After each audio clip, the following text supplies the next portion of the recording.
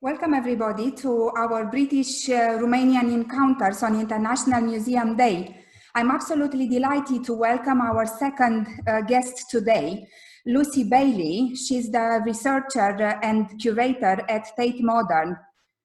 In the past 20 years, Tate has hosted several exhibitions, displays and performances of Romanian artists, the most notable being Constantin Brâncuș, The Essence of Things, at the Tate Modern in 2004, Dan Perjovski, The Room Drawing in 2006, Geta Brătescu at Tate Liverpool in 2015, while artists Ion Grigorescu, Mircea Cantor, Victor Man, Ciprian Mureșan, Matei Bejenaru, or Adrian Ghenie featured in different contexts. I'm delighted to be joined today by Associate Researcher and Curator Lucy Bayley, who will tell us more about a current special event at Tate Modern, showcasing the works of two Romanian artists, Paul Neagu and Ana Lupas. Thank you very much for joining us on a bittersweet International Museum Day, Lucy. Thank you, Magda. I'm delighted to be with you. You have researched Paul Neagu extensively. Would you like to introduce him to our friends who perhaps are less familiar with him? I'd love to. He's an amazing artist, and I came across his work a couple of years ago. It's so many layers and interesting insights that you can find in his work. I first came across him because I'm part of this project at Tate called Reshaping the Collectible When Artworks Live in the Museum. It's a 3-year funded research project by Andrew W. Mellon, and we're looking at how artworks might unfold over time in the museum, how they present, some artworks present challenges to museum practices and processes. And Paul Neagu's work came up because it's very performative. There's much kind of tactile, palpable sensations within his practice. And I was interested in thinking about how we could revisit this work at the moment and reconsider it in new ways in the present. So Paul Neagu's work is very much about exchange and communication. It's very expressive, it's deeply philosophical. There's lots of layers of the philosophy. So there's Eastern philosophy. He read about yoga when he was in Romania before he moved to the UK. He was a Baptist Christian, so there's lots of kind of rituals and communion type ideas within his practice. He also read a lot of ancient Greek. And he moved across lots of different art forms. So he was working in drawing a lot, he was crafting, he was using sculpture, ceramics, a lot of performance and documentation. And he was really interested in the idea of the individual and the individual's connection to society. So he explored that a lot in various ways in his work. He was born in Bucharest in 1938. And he was surrounded by a very rural agricultural environment, and you see those touches in his work. His father was a cobbler, and he had different sides of his practice before he became an artist. So he was an electrician, he worked as a cartographer on the railways, and the sort of draftsmanship that you find in his practice is a lovely reference to that kind of industry. And he came to the UK the first time in the late 60s. He was invited by this amazing guy called Richard DeMarco, who has many layers to his life. He's a teacher and a gallerist, a curator, a writer, and he had a strong connection to Romanian practice, so he invited a lot of artists over. So I'm just going to share my screen now to show you some images.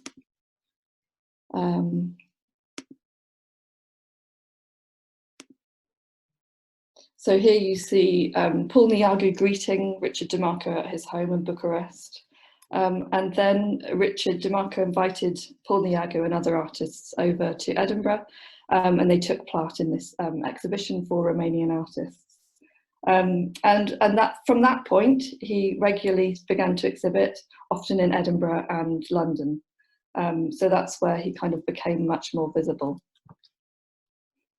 But yes, there's many layers of ideas and philosophy, and particularly a sort of challenging the emphasis on sight that we have in society and trying to bring out other kinds of aspects such as taste and smell.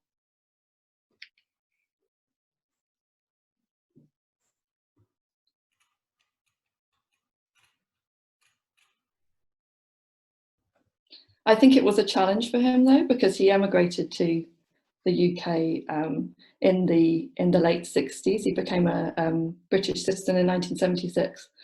And I get the sense, and from speaking to other people who know his work well, that he really had to push hard for recognition. And it's something that he did throughout his career.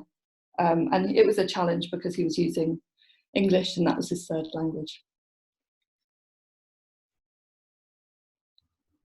Is there a particular Paul Neagu's work that stand out for you personally? I know you have put a lot of research time into the Cake Man performances.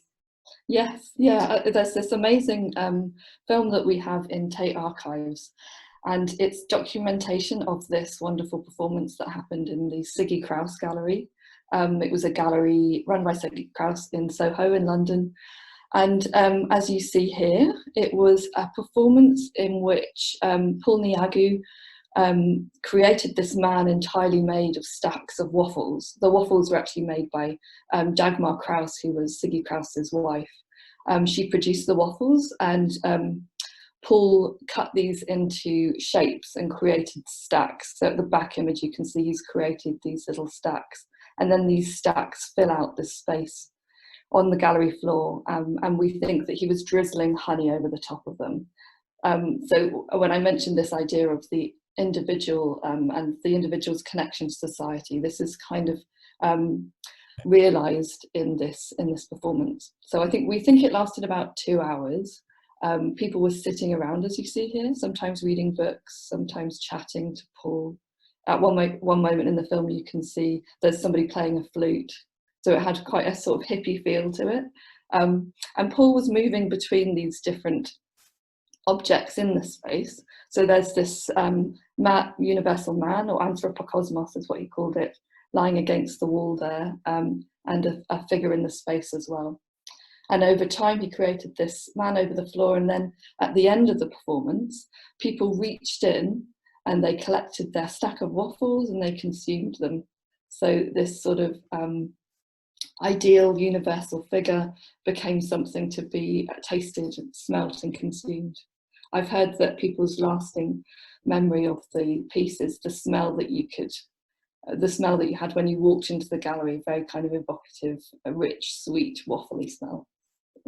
And just before the performance, we found this poster through the estate, and it shows that actually people booked in the part of the body that they wanted to consume. So people have written their name against which part of the body they were interested in taking. But we were interested in thinking about what this performance meant, what it might have meant for an artist who was from Romania, where the performance was very much private and in small domestic spaces. And in the UK, it was very political and public contemporary performance art at the time. So we're interested in that kind of transnational exchange, but also thinking about what would it mean now if we recreated it? Could we create a Cake Man now without Paul Neagu? So we're sort of exploring those questions. We also found that that it was simultaneously performed in Bucharest at the same time. So there was a performance with Aurea Benia, who filmed the performance in Julia Marita's apartment. So it's got a really interesting story, and it's interesting to think about what this might mean to bring it into the present. Paul Neagu, who passed away in 2004, became a vital part of the story of British art. He taught at Hornsey, Slade, Chelsea and Royal College Schools of Art with his students, including Anthony Gormley, Anish Kapoor and Rachel Whitehead. Can we talk about an enduring Paul Neagu legacy on British contemporary art? Yes, I think we still need to uncover it. I think that we know about these places where he taught, and we know a little bit about the style in which he taught. If people want to know more, the best thing I've found is to look through the Richard DeMarco photographic archive, which people can access online. And if you search for Paul Neagu, you can find these amazing pictures where he was teaching students in Edinburgh, but doing it in a very performative way. So there's an amazing performance where he sits within a line of people, and he creates a kind of conga where people are sitting behind one another and they're drawing on each other's backs. And I believe they're drawing what they felt the other person in front of them drawing. So you get this sort of chain of exchange and communication. And so I think that there's lots to learn about the way he taught in order to understand what legacy that might have had on the younger artists. But I think on some level, the works that you find in with people like Rachel Whiteread, Anthony Gormley, and the other one, Tony Cragg, there's sort of connections to cellular forms and structures, but also these kind of monolithic environments. And that's something that you come across in a formal level in Paul Neagu's work. But I think there's much more to learn about. Who were the less famous students as well, and how is that practice disseminated through the way they've taught? Yeah, so I think it's exciting to think about the connections.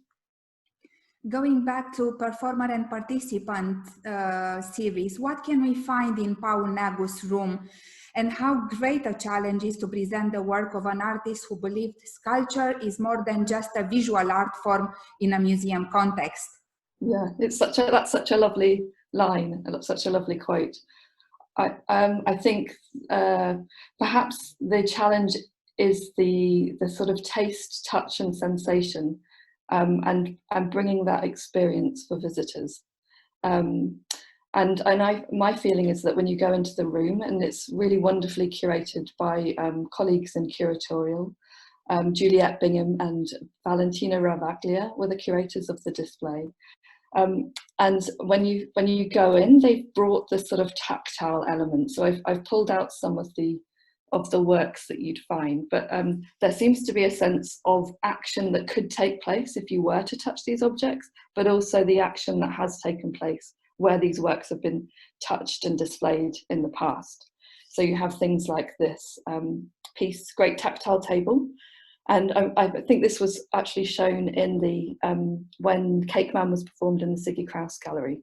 It's made out of matchboxes, and inside you have these little objects. And the idea was that you could take these things out and touch and feel them. There's also these sort of hinges on the work, and I just wanted to show you this, these plans that I found in the archive, which show the different ways that these objects could be displayed. So there's sort of a sense of potential and action in the works on display. Just next to the Great Tactile Table is this piece, Tactile Object, and he made a number of tactile objects, and it's made out of wood and leather, and it's really about enticing you to feel what it is and feel the shapes and forms. And when it's displayed in Tate's, the room dedicated to Paul Neagu, it's hanging from the ceiling. And the reason that the curators have done this is a reference to a previous exhibition. So if I show you this image, you might get a sense. It was actually included in this exhibition at the Richard DeMarco Gallery. And his idea was to bring in the other sensations. So challenge the dominance on site by asking people to explore a gallery where it was completely dark, and their only way of navigating or finding and understanding the objects was to feel them. So the curators, Juliette and Val, have brought in this exhibition as a reference. I've mentioned this sort of challenge of making his work visible, and one of the ways that he embraced this was to set up a fictitious collective. So he set up this group called the Generative Art Group, and it's entirely made up of fictitious characters, but he got funding and exhibitions through this collective. So it's a sort of a very clever strategy. And each of these amazing paintings and drawings that you find in the exhibition are created by the fictitious characters. So you have people like, I've got their names here, Husney Belmond, Philip Honeysuckle, and they all have particular things they were interested in and particular forms that they looked at. So there's a little bit of a detail.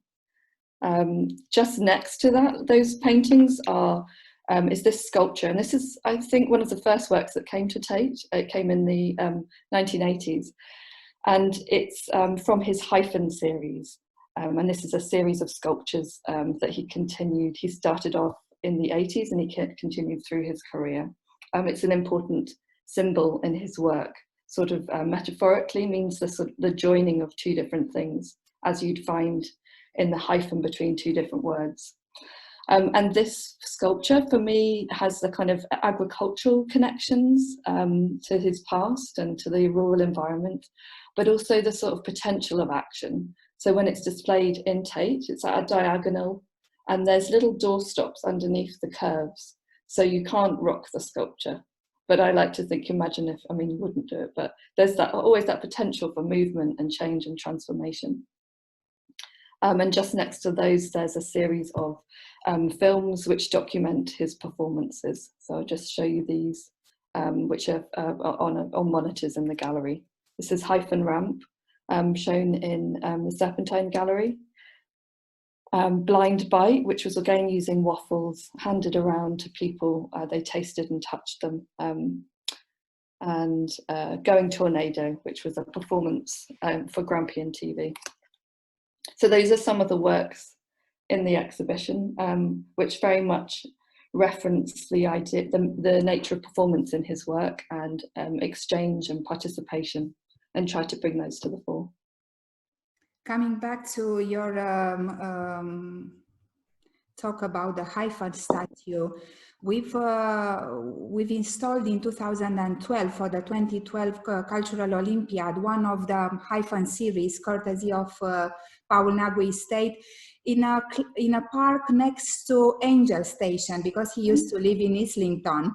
So there is one sculpture that those living in London can. I'm not sure if the park is open or not. Probably it is. And they can see this sculpture next to Angel Station. Wonderful. The other Romanian artist featured in the performer and participant display was Anna Lupas. What can you tell us briefly about the Solemn Process, her work, which is part of Tate Modern collection? Yeah, so this is a room that you move into after you've been into Paul Neagu's room, and there's some lovely connections. The display is curated, and the work was stewarded into the collection by Juliet Bingham. And again, I think you sort of instantly see these agricultural, rural connections that you would find in Paul Neagu's room.